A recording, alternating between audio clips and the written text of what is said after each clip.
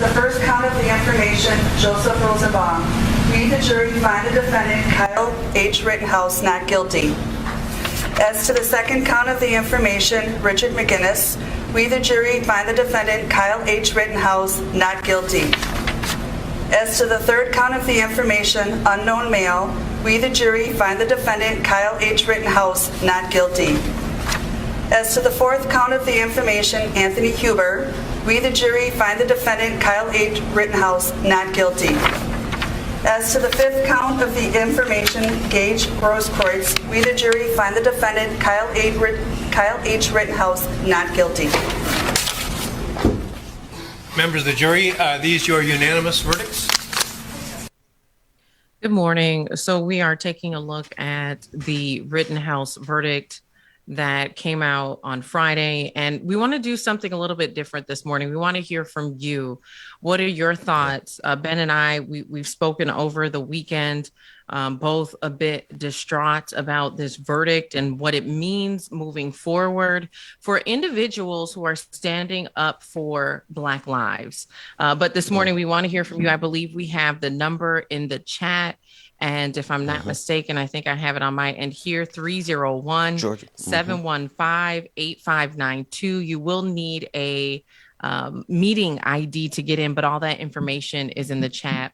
Ben, let's just start with you. Where were you at when you realized Friday afternoon that verdict was coming out? And what were your thoughts when you found out Rittenhouse was found not guilty on all charges? Yeah, Georgia, for the holiday break, I am spending some time with family, and I was with family. And they called me into the room to let me know that the verdict was going down. Some of the members of my family thought that it would be impossible for him to be found not guilty because of the obvious nature to it to anyone who's operating in good faith. That said, I fully expected him to be found not guilty because of the farce this entire trial was. I mean, the entirety of the American political system was behind him. He had Fox News behind him. He had a judge behind him. They raised millions of dollars for this boy. There was no way in the world white supremacy was going to let him lose.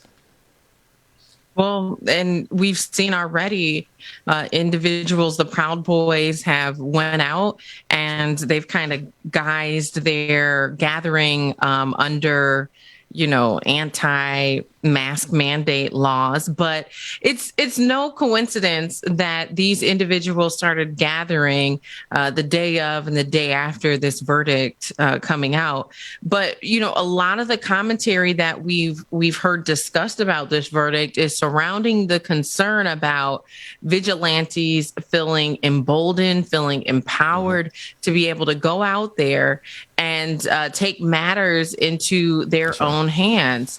Do you think that the next time there is a big Black Lives Matter protest, do you think that those individuals should be suspicious that counter protests may come up and feel like they have the right now to shoot into the crowd, to take matters into their own hands? So there is a legal question here. The only question is whether or not America is going to recognize the same precedent that it just set for Kyle Rittenhouse for someone that's Black or brown or Muslim or something that's not white, conservative, and male.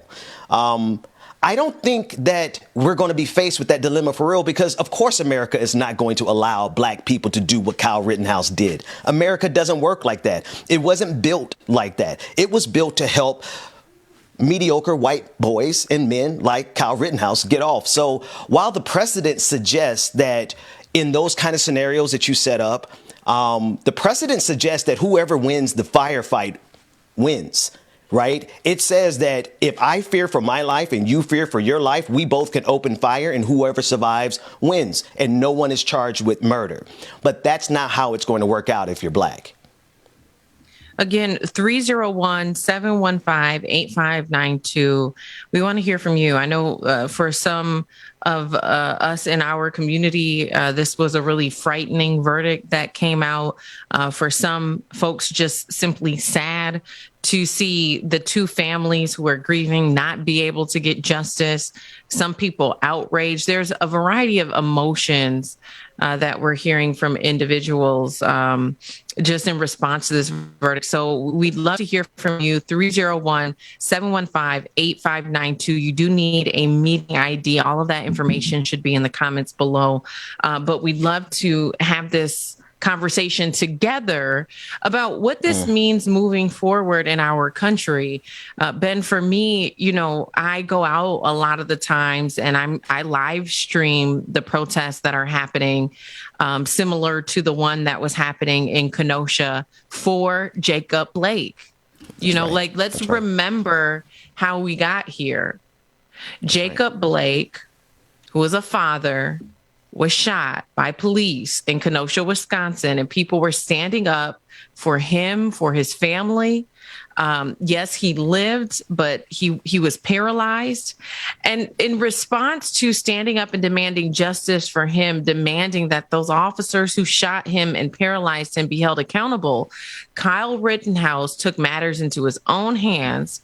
He crossed state lines and with a gun, and decided to, quote unquote, protect property. And in the pursuit of doing so, killed two individuals and injured another. And his actions have now been justified by the court of law. That to me, as a person who often goes out and is documenting what's happening at these protests, to me, that is alarming. It's extremely concerning because, quite frankly, I'm concerned of my own safety. Absolutely. I didn't go to Kenosha, Wisconsin because I was concerned. I saw other people's streams where individuals who looked like Rittenhouse, who also had a gun, were pacing back and forth outside of the courthouse. And if Rittenhouse can get away with it in Kenosha, Wisconsin, why would they not also take matters into their own hands? Because they know they can get away with it. That's right, Georgia. And just for the sake of accuracy, he didn't cross the state lines. That was a part of a narrative originally, that he crossed state lines with the gun, but he obtained the gun illegally in Wisconsin when he got there, right? And the reason I bring that up is because this is where we are, right? The right wings and the conservatives' attack against us is when we don't get every single detail accurate, right? The number one attack that's been coming from bad faith actors on the right, people like Glenn Greenwald, formerly of The Intercept, is to say, oh, look, the media is trying to make you angry over this, but he didn't even kill black people. Did you know he didn't kill black people? So there's this game that's being played with us where on our side of the equation, we are being held to some ridiculous standards where they're able to get away with murder. I just want to make it clear, because I didn't say it clear enough. We have to dot every I and cross every T. And if we make a mistake, we're held to the highest levels of integrity. They get away with murder.